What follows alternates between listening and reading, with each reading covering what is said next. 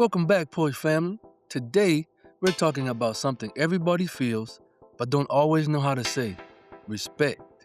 Not the social media kind, but the kind we were raised on. Yes, sir. No, sir. Yes, ma'am. No, ma'am. Greetings when you walk into a room. Respect for our elders.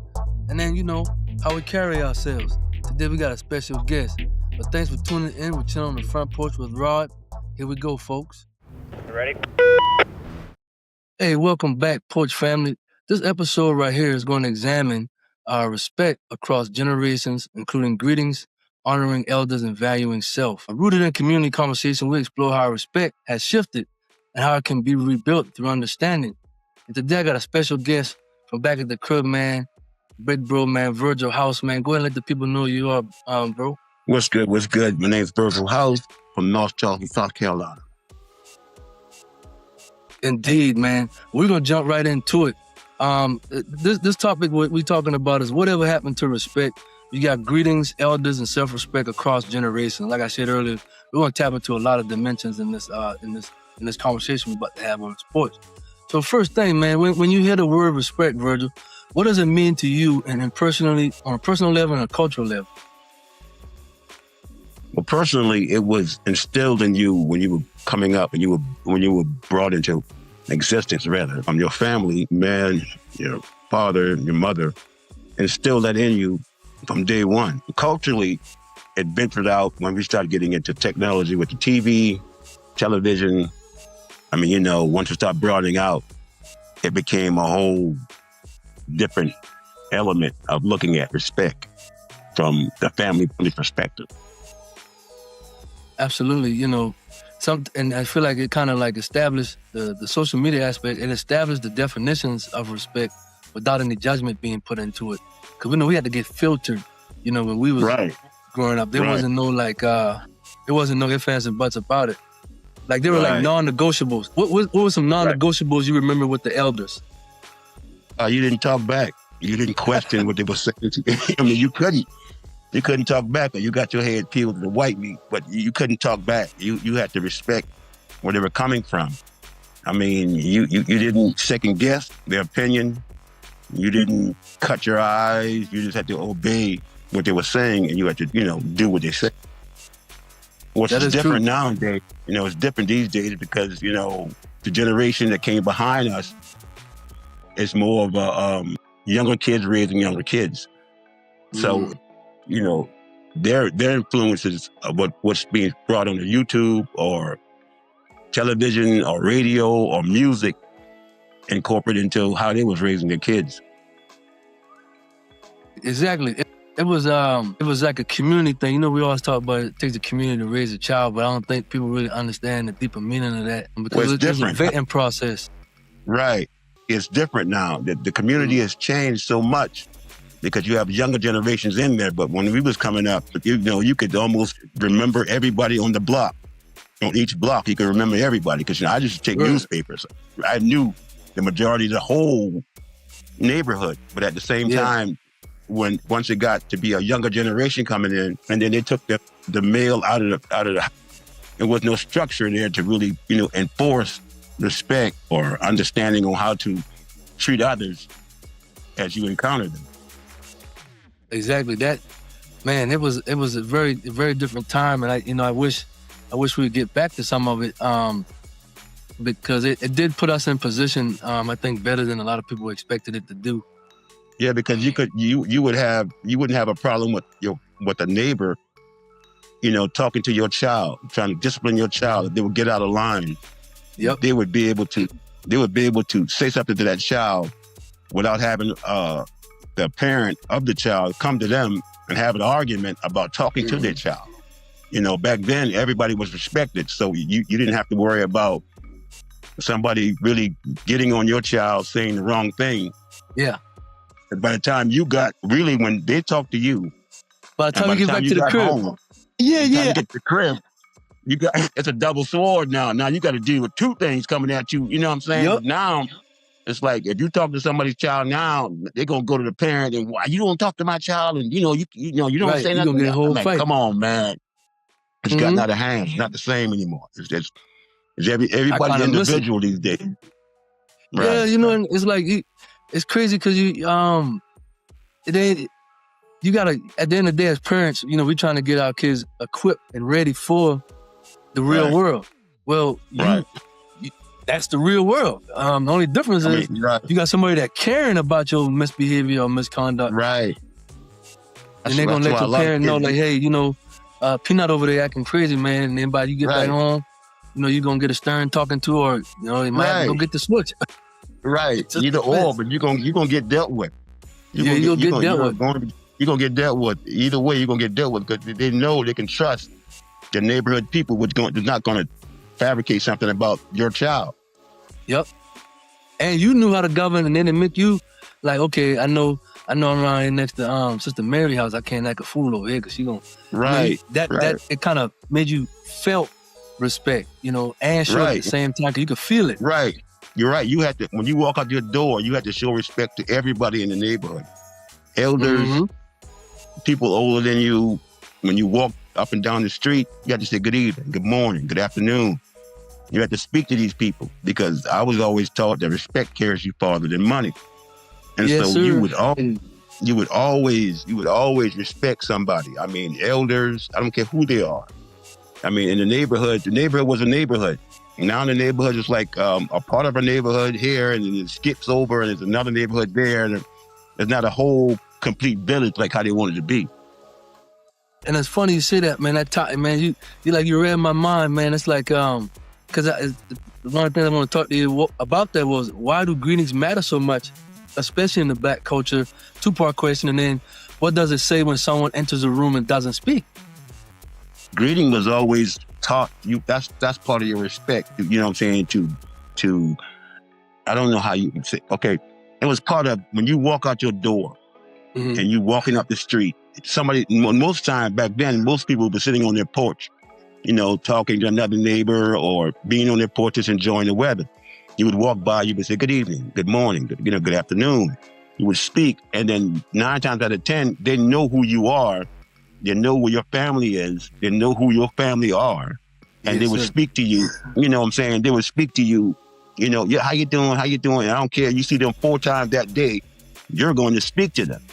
Now, if you walk into a room and you don't speak to somebody, that means you're being standoffish. That means you don't want to be dealt with. That means you're not really a person because you're trying to be like to yourself.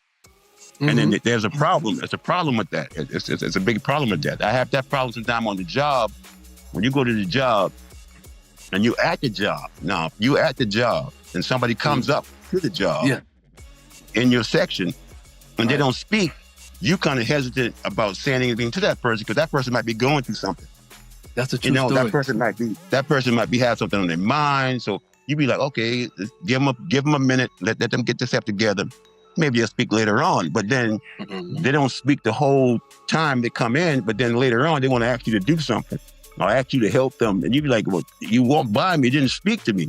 Now it becomes a problem. It becomes a problem now because it's like, it's hard for me. It's hard for me for you to walk past me and don't say good morning or what's up, or throw your head up, or finger up, point at me. If you don't acknowledge me being in a room, that means I'm not a human. I'm just like a piece of trash on the floor. Man, I experienced that at work myself.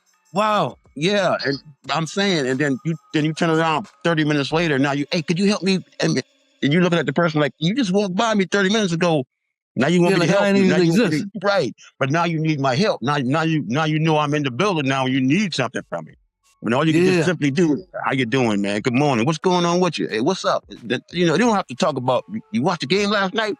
Don't have to be all of that. It's simply, hey, what's up, man? How you doing? Good morning. You know, and then carry on. And I feel that, you know, you acknowledge me, I acknowledge you.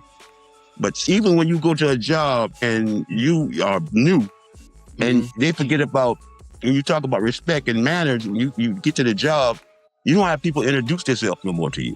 You know, and you surely don't. You feel reluctant to go over there to be like, okay, my name is, you know, because you be like, okay, if this person doesn't introduce themselves to me, that means I need to stay in my lane until they come. You know what I'm saying? So you don't want to step on nobody's toes. You don't want to go too far out. So you stay to yourself. Then when you stay to yourself, He's antisocial. I mean, And I was just about to you get labeled. You get labeled. Oh, he's the angry black guy. Why? Because I ain't chopping up with you. You ain't chopping up with me. What I got to talk to you about? That's what I'm saying. You know, we was taught, you know, from being in the streets and being in the neighborhood, you just don't go jump in anybody's conversation or jump in anybody's group. You know, you know what I'm saying? You have to be welcome there. You have to have somebody introduce you and be a liaison kind of. Right. You just can't go over there. Hey, what's going on with y'all guys? What you doing? And everybody look like you funny now, like, you know. Yeah, and I'm going to joke, you know, what's so wrong with them guys. That's it. I know he's skeptical about that one.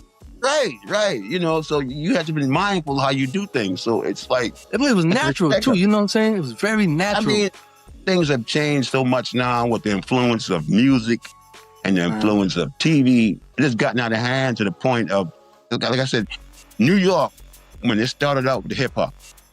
If you look back in the 80s, all of the songs that came out had 0 curse words in it. They had conscious rap, you had religious rap, you had party rap. Everything was just basically family rap, family oriented to get played on the radio. And then all of a sudden, 2 Live Crew was the one that made it have explicit content on the front of the album. I mean, it got to the point, right, but you had the freedom of speech, but at the same time, you were respectful of what you were speaking about because it was it was thrown out there to the community, and you didn't want to have a bad image about you being this or that. But then once the big corporates started seeing how much people were paying attention to the negative side of rap, that's when it just went to the point of, I don't care what you say, as long as they're paying for the money, you know, if they're paying for it, you can say whatever you want to say, how you want to say it, and it's accepted. That is true. That is true. Because I mean, think like when people really look at it, like when you have that simple communication between 2 people, especially in our community, it just does something to you. Because like you said earlier, you never know somebody going through, and if you don't say nothing to them, you know, it might make them even feel even more closed in or even boxed in. Right, because you know, or now you don't have a conversation. You don't have a conversation and like, well, damn, you know, we really, you know, dog, we didn't even know dog was going through that, or it could have been, you know, it's small things and they add up. Or on the other side of it is when you're dealing with an opposite race, and typically the ones that the colonizers that we know we have to deal with in some of these work environments, they do the same crap, and they'll walk past you and don't say nothing. But then you look at them speak amongst their own people. Like they'll walk past you, and then as soon as there's Becky over here, hey, good morning. I'm like, damn, dog, I just seen you at the coffee machine. You ain't say nothing. Yes. Then after lunch, you're like, oh, hey, Rod, I need you to do this. Nah, motherfucker, I ain't doing shit because it's on my time now because you blatantly disrespect me coming across, and then you get mad at me when me and my people having a good time. Oh, they loud. Well, yeah, we're getting stuff done though. And now you come in the room and you want to be acknowledged. It's a big thing about acknowledgement. You know, if you're not acknowledged properly from the beginning, I'm going fast. No, we're done with for the rest of the day. We might start this over again tomorrow. I'm done with you until you can come back and we can make amends about what's going on. But until then, I'm going to respect you, you know, to the point of I'm not going to try to doggone harm you or be like, you know, have like, okay, I'm going to get him later black on. Dude or black, you know, I'm just like, okay, you kind of acknowledge me as being a human. Exactly. I'm like, it took me back to the day with the old Jim Crow. Like I was like, this is a prime example of the new Jim Crow, right here. Right. I mean, you're doing it in certain ways now, and it's like advanced. Right. It's like I said, they try to cover it up, but then now with the president we have, it's like they got a big, we can do whatever the fuck we want to do right now because he said what he wants to say. We can say what we want to say, you know, and we shouldn't have no repercussions about it. And he's the first president. What's made him a president? Because he has the attitude of most Americans that we are just greater than anybody else out there in the world. Yeah. And he talks that way. Even though he does reckless things, he gets the majority of us to doggone back him because of his actions and how he acts towards everybody else. Like, you know, like everybody else is beneath us. And but we really are we're in bad shape, man. It's man, that John here is astronomical, man. The stuff that how far he has taken the disrespect, man. Because we used to say Actions speak louder than words, but it kind of like both doing the same thing with this cat. It's like his actions and his Right. words speaking loudly at the same time, because if he says something, he got enough people in place to execute for him, Right, you because know? he's using the same tactics he used when he used to have his reality show. I forgot the name of the show he used to have back in the days, but he's using those same tactics to know that when you start to do like say and do evil things, that brings Yep.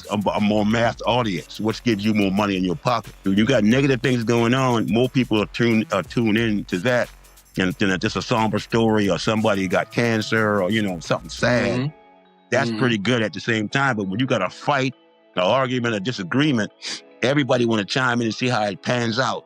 And Yes, you get sir. more viewers, you get more viewers than you get just try to be nice. So you got to create a gimmick. And he didn't win the popular vote, but he won the electoral vote. But now the funny thing about the electoral vote, 95% of the people I know are not in the electoral vote, in that state that can push that. So if it was an overall vote, of popularity, he wouldn't be in there. But when you got certain states, dealing with that, that's why I try to when I'm talking to people, I'm like, man, look, deal with your local government. Don't worry about the presidency, because you don't have a shot, with the presidency, because we're not in the electoral vote states. All we can do is deal with our congressmen, the mayor, chief of police, local government, to help us deal with our local economy and our local state. Yeah, that's a perfect segue, man, into what I was going to ask you next. About how do you think the younger generation define respect today? Because with the politics, and the what you call it, the rhetoric that's being used in social media of the make America great again, the black culture, the Hispanic culture, all this ICE stuff. How do you think the younger generation define respect today? The younger generation define respect with money, and you have to put that also on. You have to put that also on the drug trade. When the drug trade came into the communities, right now you had a young boy, say 15, 16 years old, making more money than his father. Now his father is doing the best he can at that time to provide for the household. Yeah. Once his son starts making more money in 2 days than he makes in a week, now the son, his respect for the father is not the same anymore, because he has more money in his pocket. He think he's more mature now because he's making more money. And it knocked the livelihood of the actual father kind of down, because now at one time you look at your father, hey man, he's taking care of the family, taking care of the bills, everything is good. Then all of a sudden, when you got that fast money coming in, and that old young guy buying shoes and help pay the bills and giving mama money and giving sister money, and the father can't do all of that, because he getting paid by the hour, not getting paid by the doggone clock. So it's a difference. So once the younger generation start picking up on how to hustle and make money before they got locked up, they thought, okay, I got this money, I should be respected because I'm making this kind of money. Even though it was illegal money, even though you tearing up the community, they don't care about that. All they care about was how much money they can make within a matter of time and what they can do with it. And you even had some of the older folks turn on the father in the house because the younger guy was making so much money, he can give to here, give to there, give to this and that, he can contribute. And the father was like, look, I'm making $12 an hour. And I'm trying to, after tax, I'm trying to bring this home every week, take care of these bills, put food on the table for my kids, get them to school, put clothes on their back. It's not that easy for me. But that drug trade, it just threw everything way off. And that's kind of that was a big shift, and it's kind of like, I think the lack of yes sir and no sir, the disrespect with some people like, oh, you don't say no yes sir and no sir no more. I think that was a cultural shift as well. That was a cultural shift right there. It was that was it. It was a cultural shift in yes sir and no sir, because now you feeling like your father was supposed to tell you yes sir, no sir, because of the amount of money you making and bringing into the house. If they let you stay in the house, then all of a sudden you would get your own spot or find you somebody to stay with. And then you would, as long as you flourish over there, not doing the hourly wages thing, as long as you flourish over there and the neighborhood people, hey, he got money, look, he got the shoes on, he wearing the Nikes, he wearing the Jordans, He got the Yep. chain and everything. Like all the hustling started dissipating. All the hustlers, that just took you to another level of saying, I want to be like him. I don't want to be like my daddy. My daddy working, he can barely doggone, you be like, you forget about how things was put together. You have, that's why I'm saying you have to always respect your elders, because they laid the path for you to be what you trying to be now. Yeah, because some young people say, I respect myself first. How do you feel about that? Well, it all depends on how they was raised, man. I mean, like I said, it's the morals that they were put into them. They're not really centered on like respect of others, because they feel that they're taking care of themselves now. They feel that they can hustle and do this, or they can come out with a scam and get some money with some scam or something like that real quick, a fast dollar. You get more respect. Like I said, people will respect. A broke man can't tell a person with money nothing. A broke man can tell a doggone drug dealer. A broke man can tell a drug dealer, hey man, you need to slow down, and you need to, you shouldn't be doing that. At the same time, that drug person looking at him like, look, man, you can't tell me shit. Look at you. You can't buy clothes. Hey, look at you. How can you tell me what he's telling you is the moral of it is, hey, bro, you're not going on the right path. Now, look at me. Look what happened to me. Well, yeah, that's right. But you try to reverse that and say, okay, stop selling drugs and go get a job. And then you start getting that hourly wage. And you're like, man, when I was out there in the streets, I was making doggone $500 every 2 hours. I could barely make $500 every 2 weeks. Until your mind goes back, until you get caught up. You don't really feel the impact of how wrong you're doing it until you get caught up. Once you get caught up, that's when you be like, man, I should have doggone, I should have did this, I should have did that. Yep. But it's too late. It's too late.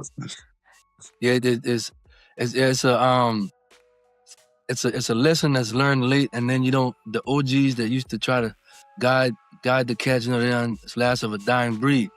The OGs, the OGs aren't the same anymore, because back in my day, OGs used to be around the back. Like the OGs, they're kind of like that shit. The ones we know died out. Then the OGs are the OGs are the young Gs. Right, so it's supposed to be the OGs. Because, right, I know. They did the new YNs now, because back in my day, exactly. You're right. The YN. If I was out there, and say for instance, I'm walking down the street and there's a barrel with some fire in it, and the older guy standing around talking, and they'll look over and see, hey, what you doing out here? You're not supposed to be here. And they know who my father is, they know who my mother is. You need to get your behind back on down the street. You're not supposed to be around here. Now it's like, if you can come around some YNs, you got some weed and you got a cigar, or you invited in, don't care if damn what's going on. You BFF for life. You in. Dude, in this way. Yeah, the true OG wouldn't even let you enter the game.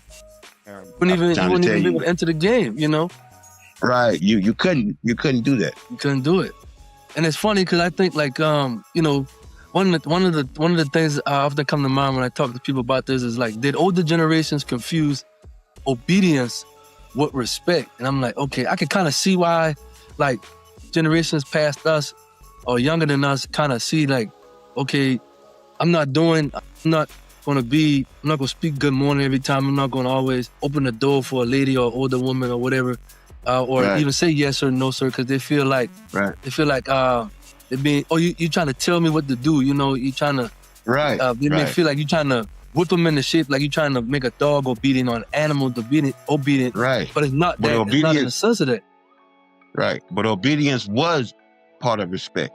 If you obeyed and you listened to your older people, you was considered as a good child. If you were doing what you're supposed to do, you do your chores. You see, kids don't have chores no more. All they have to do now is go to the room, play on the phone. They don't have to worry about washing no dishes. They don't have to worry about doing no floors. You have a meltdown, you tell them to go cut some grass.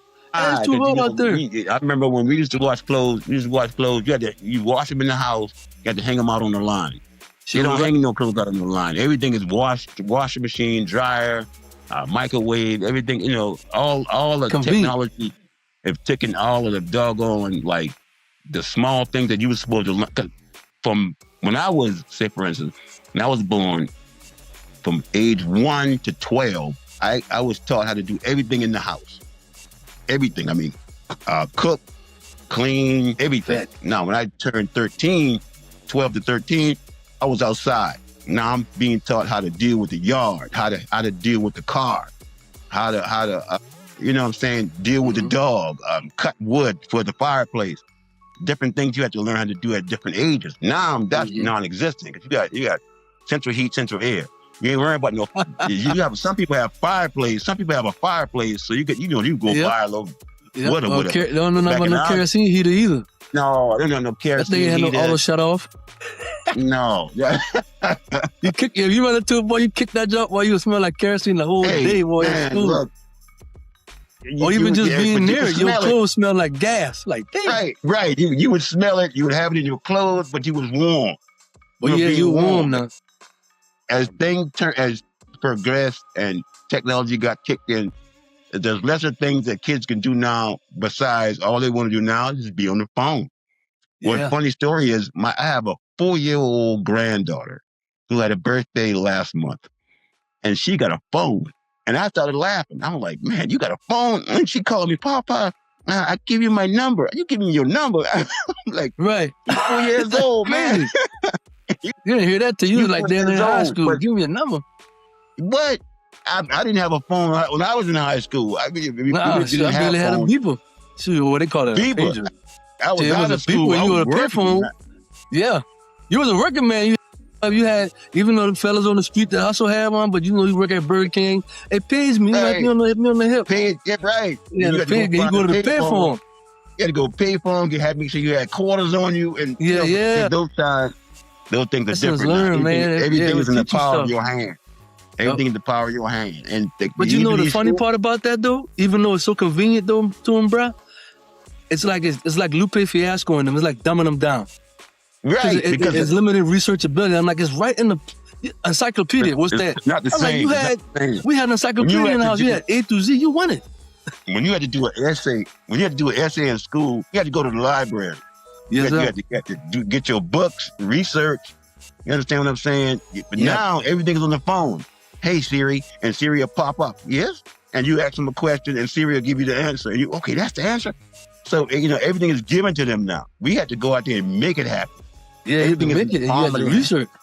Yeah, I mean, you had to know. You go in there and get the index card out of the library. You know what I'm saying? You go to the microfiche. We had late fees and books being returned because you didn't return the books back on time. They're gonna tag you. Those days are over with now, man. I'm surprised. Like newspapers and libraries, I'm surprised they're still holding on because of this phone in our hand right now. Me being able to talk to you via Zoom is totally different. Back in the days, I had to doggone either find you or be beside you to be able to talk to you. Yep. So things change. So you can blame respect on how the kids do things on a lot of things. It's just not. You can. It's just not cut and dry on this. how the family is, and raised by a single parent like a mother. Yep. Because we had some strong parents, mothers, in our days growing up. They didn't. I don't care. They didn't need a man around them. They were going to take care of the family, and you were going to respect, and or you're going to get yourself in trouble, or you're going to find you someplace to stay. But that's a true story. Everybody's their baby. That's my baby. That's my baby. Now everybody's their baby. So they're not. Man, we're gonna definitely come back to that in another episode. Man, is how young men are being, and I'm talking just out the black culture, folks. I'm not, I saying it, just like I saying it now. Hey, Porch fam, keeping it real. We're talking about the black culture. I'm not talking about anybody else race. No, our black men and get the dang mama titty out of their mouth. But we're gonna have that conversation another time. But we're talking about the respect here, folks, and sometimes with the balance of, it's because sometimes what looks like disrespect is really a different language. And we understand that things have changed and evolved over the years, but the basis of it is, the small things count when you're talking about respect. And then if your respect is different than my respect, then how hard is it to have a easy conversation, or don't fly off of me making it disrespectful people. Right. We're gonna do a little rapid fire right quick before we come to a close, man. These questions are quite unique. They're designed to be first thought. Don't overthink them, and then you just really say what comes to mind. Okay. Is yes sir or no sir? Is it respect or outdated? It's the respect, but it's outdated with the younger generation. But it's the respect that I grew up with. That you have to say, regardless of who you're talking to. If they were elder, you would speak to them as such, because that's part of your upbringing. True story. It would just come right out your mouth automatically. Yes, sir. No, sir. And when my kids that I had, my 5 girls, they were taught yes, sir, no, sir. But then as time goes on, different things happen. Greeting people when you walk in, mandatory or optional? Mandatory. Yeah, you have to let people know that you have an upbringing about yourself, that you have, that you're saying you're about something. You come in the room, you show respect, you're gonna get respect. For sure. Elders should always be respected. Agree or disagree? I agree wholeheartedly, 100%, because they're the reason why we're here. They paved the way. Respect today is more about tone or behavior. It's about behavior. If you know how to act and you know how to act accordingly, you will be respected, always. You know what I'm saying? But at the same time, your younger crew got a different perspective. What's about to ask you now? One thing younger folks get right about respect. My thing is they haven't gotten anything right about respect. They can hardly. Really, I mean, they can barely spell respect. The only reason they can spell respect if they listen to Aretha Franklin, a record on, a song on. But so far as they don't have a clue about respect, man. That's over their head. Yeah, way over. One thing older folks need to unlearn about respect. They don't need to unlearn anything. They deserve the right to accept, to be always respected and always. Like I said, without them, there will be no us. So never forget where you come from. And you came from their lineage. So there's no way in the world that you can say that they're supposed to misunderstand respect. They're supposed to always be given respect. I agree. And folks on the porch, man, right before we close, man, last question for Mr. House. What's one thing each generation can do better to meet in the middle on respect? Getting an understanding about where it came from and where it's supposed to be. Try to go back to the old values of respect. Like I said, respect started with a family foundation. And sometimes it wasn't about a family foundation. It was a strong person who had good morals and would teach their kids that, hey, respect carries you farther than money. And if you keep that in mind, you will always, you try to uphold that. That's like a law. Respect. It is a law. Still live by it to this day. Manners will take you further than money ever will. Ever will. And so once they get that in their head, everything else is easy. But right now, it just, like I said, it's up in the air, man. It's up in the air. Fall into place. Hey, well, folks, respect isn't dead, but it is evolving. The question is whether we're willing to listen across generations instead of talking past each other. Folks, this is Chillin' on the Front Porch with Rod, where we talked it out and we did not tear it down. I want to say thank you to Virgil for coming out, man, having this time. And there's more to follow, folks. Thanks for tuning in with Chillin' on the Front Porch with Rod.